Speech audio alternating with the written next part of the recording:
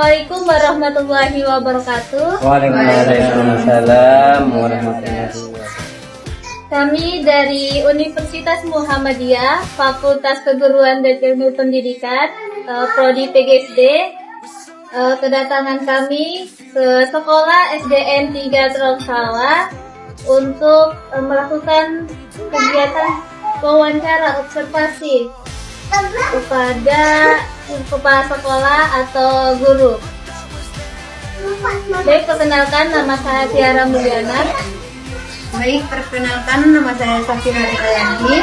Perkenalkan, nama saya Sylvia Rizkaratu. Perkenalkan, nama saya Nawasi. Saya Cynthia Dianjani. Saya Cinta Suciaulia. Saya Sari Susanti. Pertanyaan-pertanyaannya akan dibaca oleh rekan-rekan saya, mulai dari Safira. Baik, pertanyaan pertama, bagaimana sarana dan prasarana yang dimiliki oleh sekolah SD 3 Trongtawa? Baik, terima kasih ya. Kalau soal sarana dan prasarana di SDN 3 Trongtawa, untuk ukuran zaman sekarang ya sudah memadai lah ya. Mulai dari gedung sekolah itu terdiri dari 6 ya, ruang kelas, 1 perpustakaan, dan kebetulan kita hanya mendapatkan 6 rombel. Jadi sarananya pendukung seperti IT, LCD, laptop, Chromebook dan lain-lain itu sudah lengkap, sudah lebih dari cukup sebenarnya untuk menunjang proses belajar mengajar di SD 3 Trongtawa. Ditambah lagi dengan luas areal lingkungan ini sekitar 21,5 area. Jadi sudah sebanding dengan jumlah siswa yang hanya 150 sampai 190 siswa. Jadi cukup luas, cukup nyaman mereka untuk melaksanakan pembelajaran. Ditambah lagi ada ini banyak sekali bantuan-bantuan kita. Ya, seperti ini namanya papan interaktif ya, smartboard yang dikasih oleh pemerintah pusat. Yang tahun ini baru dapat 1, dan insya Allah tahun depan akan ditambah lagi menurut informasi dari Presiden Prabowo. Jadi untuk sarana dan prasarana pendukung seperti guru juga sudah cukup lengkap ya, dan sarana-sarana lain. Jadi saya kira cukup memadai lah untuk menunjang.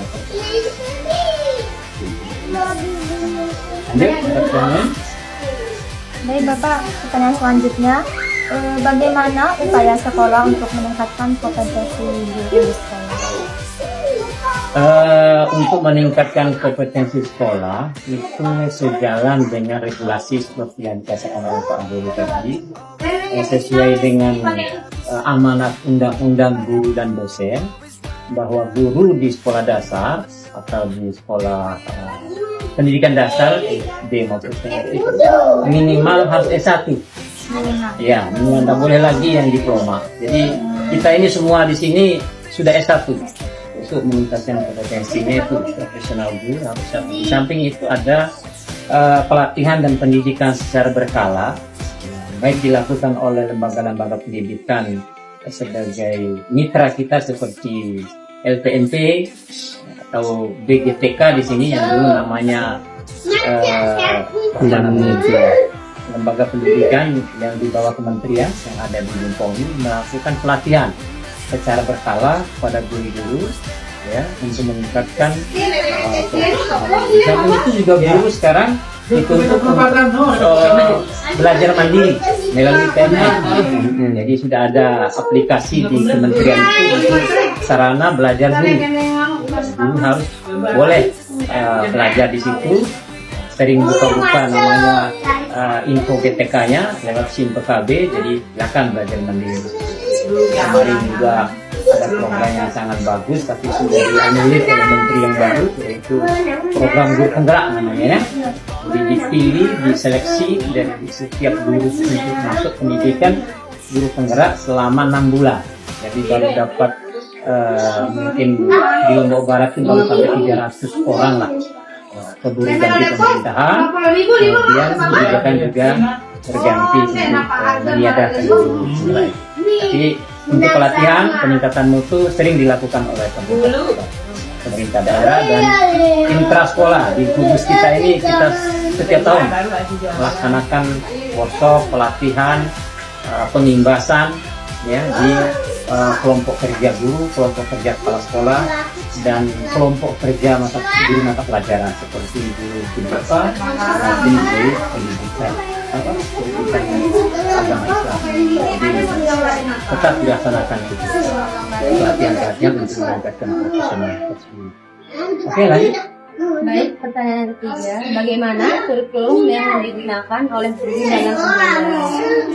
Baik, kurikulum yang digunakan dalam pembelajaran itu harus sejalan dengan kurikulum yang disusun oleh Badan Standar Kurikulum Pusat Kementerian. Tetapi sesampai di sekolah harus membuat namanya KSP, Kurikulum Satuan Pendidikan. Nah, untuk mengintervensi kurikulum pusat itu, apa yang bisa dimasukkan sesuai dengan karakteristik daerah, sesuai dengan karakteristik sekolah itu. Jadi kita harus membuat kurikulum. Tapi kalau nama kurikulumnya ya tetap mengacu kepada regulasi pusat yang kita ini tahun kemarin kurikulum K13 lah, ya, baru berjalan beberapa tahun itu secara bertahap tingkatan mulai dari kelas 1 sama kelas 5, kemudian tahun berikutnya kelas 2 lagi sama kelas 4, kemudian kelas 3 sama kelas 6. Jadi tidak diberlakukan seluruhnya setiap kelas, kita kurikulum itu dilaksanakan, tapi secara bertahap. Nah, kemarin setelah berjalan kurikulum K13, datang lagi kurikulum Merdeka di zaman Pak Nadiem Makarim. Jadi kita menggunakan kurikulum Merdeka juga secara bertahap. Ya, dari kelas 2 sama 5 dulu tahun pertama, kemudian sampai sekarang sudah full seluruh kelas dari kelas 1 sampai kelas 6 kita menggunakan kurikulum Merdeka yang dengan pendekatan baru, dengan pemerintahan baru sekarang adalah pendekatan deep planning ya. Nah, di sekolah harus menyusun namanya KOSP atau KSP, kurikulum operasional tingkat satuan pendidikan atau kurikulum satuan pendidikan. Jadi tapi tidak boleh keluar dari koridor kurikulum yang ditargetkan oleh pemerintah pusat. Oke, lanjut, ada berikutnya. Pertanyaan keempat, Bapak, bagaimana upaya guru melakukan proses pembelajaran efektif di kelas, metode dan media serta penugasan? Oke. Untuk efektifnya pembelajaran di kelas, guru itu memang dituntut untuk selalu belajar ya. Bagaimana mengadopsi namanya mengadopsi dan mengimplementasikan metode ya, model-model pembelajaran yang sudah sering dilakukan baik itu yang aktif lah pokoknya, bagaimana metode pembelajaran itu menarik dan melibatkan siswa. Jadi pelajaran itu menarik ketika kita memuliakan siswa, memberi kesempatan mereka seluas-luasnya, ya. Jangan istilahnya dulu adalah model pembelajaran teacher center, berpusat pada guru dengan metode ceramah melulu. Jadi anak-anak itu pasif ya, ya ngantuk kadang-kadang.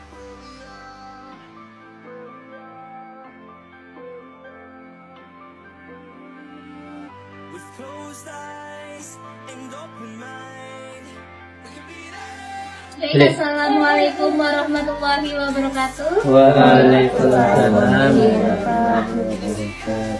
Kedatangan kita dari mahasiswa Muhammadiyah. Kedatangan kita di sini, kita mau observasi kegiatan wawancara tentang sarana dan prasarana yang ada di SDN 3 Kaumsawal. Baik, sebelum itu perkenalkan, nama saya Tiara Miana dan rekan-rekan saya. Perkenalkan, nama saya Selvi Santi, dari PBSD, Fakultas Keberhasilan Pendidikan. Perkenalkan, nama saya Sinta Fisiolia. Perkenalkan, nama saya Cynthia Dwi Anjani. Perkenalkan, nama saya Pinalati. Perkenalkan, nama saya Sylvia Aristarati. Perkenalkan, nama saya Safira Dekayanti. Baik, di sini kita punya beberapa pertanyaan buat Bapak. Bapak Abdul Hanan. Bapak Abdul Hanan. Ya. Baik, untuk pertanyaan pertama, bagaimana sarana dan prasarana yang dimiliki oleh sekolah SDN 3 Tromsø? Ya, baik, alhamdulillah. Sarana dan prasarana yang dimiliki sekolah cukup memadai, di mana anak anak juga dapat menunjang dalam proses belajar mengajar. Sarana prasarana yang memadai akan mempengaruhi hasil dari siswa didik kita. Apa yang akan terukur tercapai tujuan yang diinginkan, baik secara kelembagaan maupun tujuan yang dicapai oleh peserta, dan outputnya juga menghasilkan yang terbaik.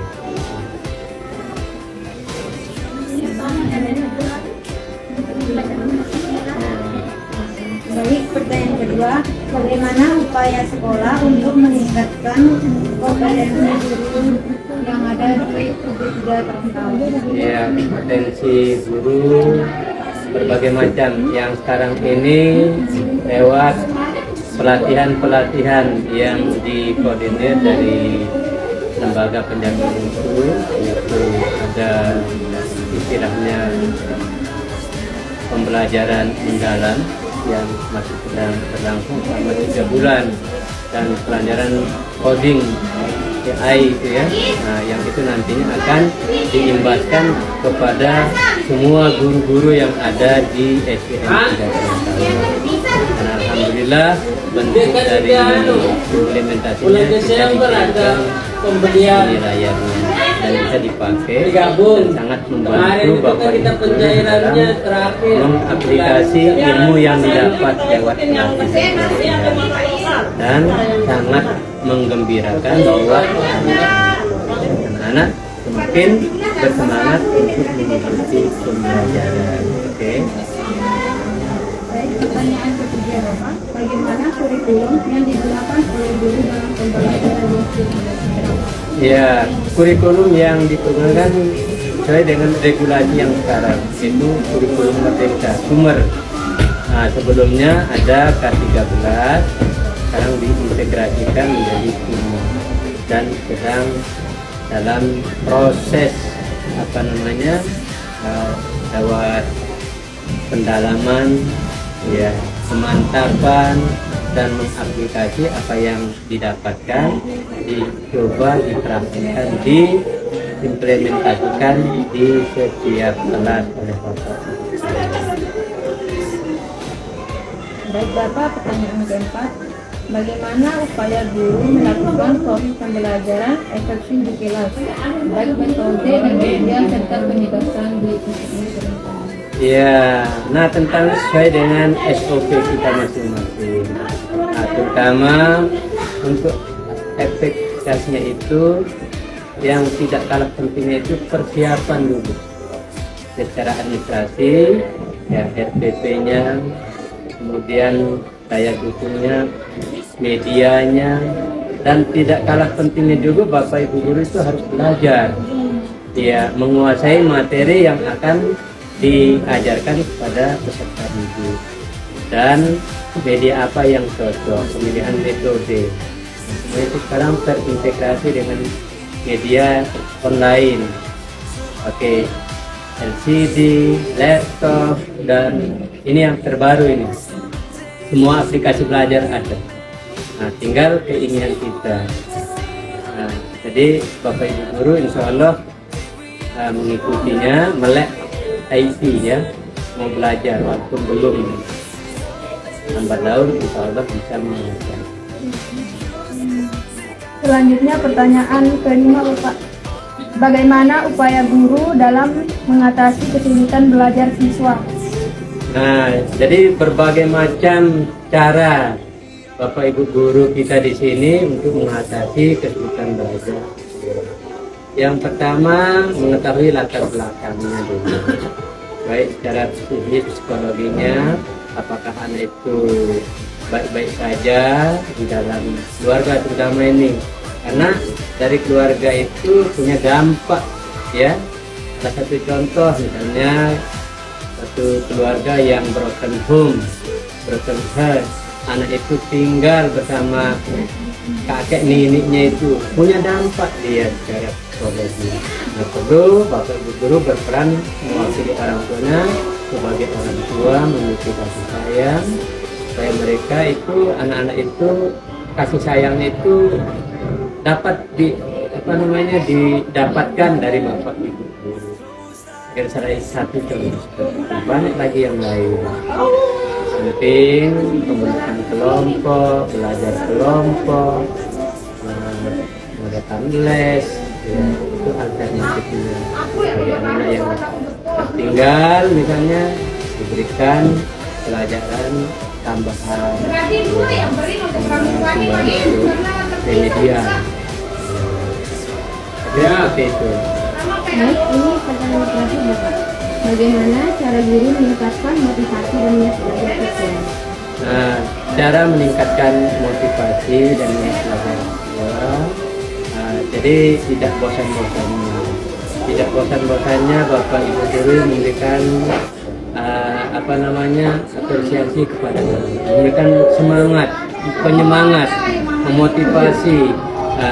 Salah satunya memberikan nilai atau berupa penghargaan, ya. Jadi tidak cukup hanya di dalam kelas, jadi Bapak Ibu guru juga mengajak anak-anak di luar kelas, kunjungan ke luar sekolah, misalnya ke museum, ke tempat-tempat lingkungan yang sesuai dengan metode yang diajarkan. Bisa ke tempat-tempat taman wisata rekreasi juga atau di luar itu, ya. Itu salah satunya. Jadi supaya di sini tidak membosankan, mencari suasana di luar sekolah. Itu dilakukan oleh Bapak Ibu.